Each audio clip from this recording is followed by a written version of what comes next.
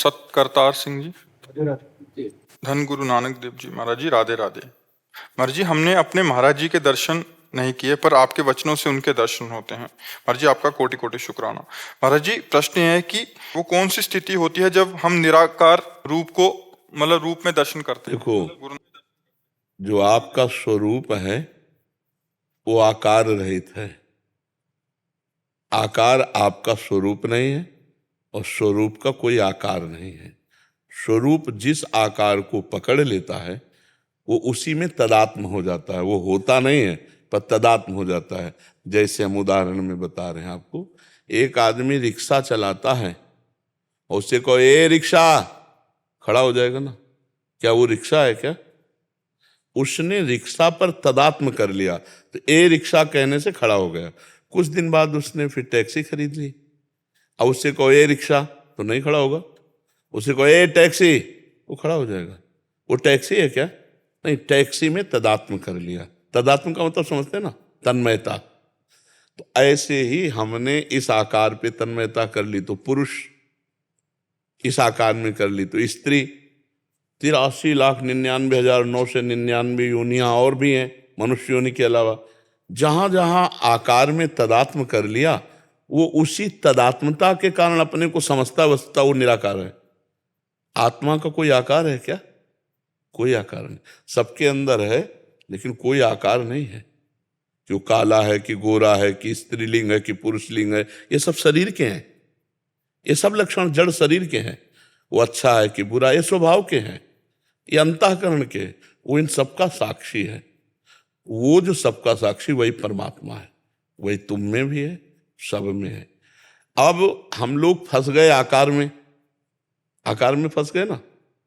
ईमानदारी से देखो, आकार में फंसे कि नहीं? तो आकार से ही हम निराकार तक पहुंच सकते हैं। हमारे जो गुरु हैं वो आकार रूप धारण करके आए कि नहीं आए? निराकार तो नहीं, शब्द निराकार नहीं है, शब्द भी आकार है। जैसे हम बोला राम, तो आया ना आपके दिमाग में आकार? राम शब्द आकार, शब्द देने वाले गुरुदेव आकार। उनकी आराधना करके जब हम आकार की आराधना की तो हमारा जो आसक्ति इस आकार में था उसे कम होने लगेगी, क्योंकि हम आसक्ति गुरु में करने लगे ना। और जे ही गुरु में आसक्ति की पूर्ण रूप से, तो गुरु की कृपा से जो निरंकार है, जो निराकार है, अपना स्वरूप, गुरु का स्वरूप, वही परमात्मा है, परमेश्वर है। वही परमेश्वर है। ये अनुभव होता है अपने आप से, अपने आप का।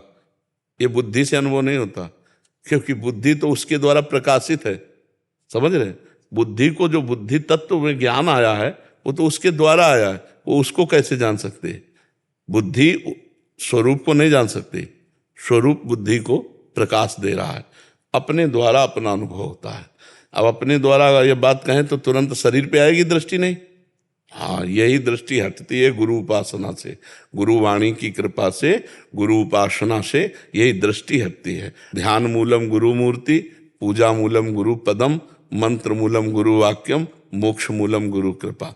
कोई आज तक ऐसा एक भी नहीं है जिसने अपने गुरु की, परमेश्वर की आराधना न की हो और उसे बोध हो गया हो, तत्व बोध हो गया हो।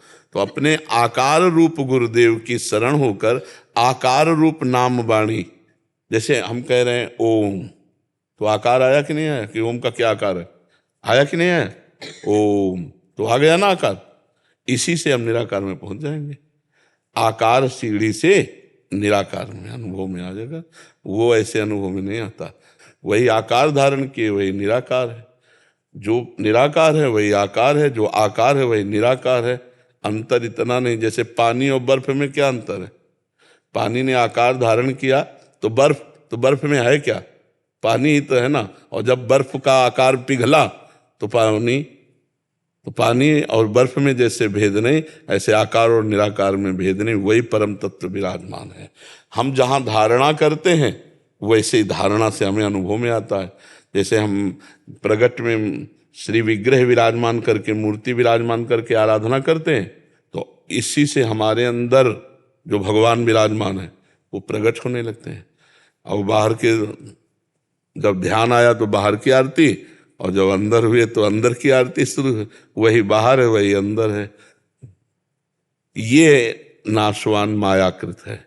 ये इसे हम सत्य मान करके अपना स्वरूप मान रहे हैं कि मैं हूं, भाई यही भ्रम हट जाए तो तत्वबोध हो जाए। इसीलिए गुरु आराधना, इसीलिए नाम जप, इसीलिए भजन है।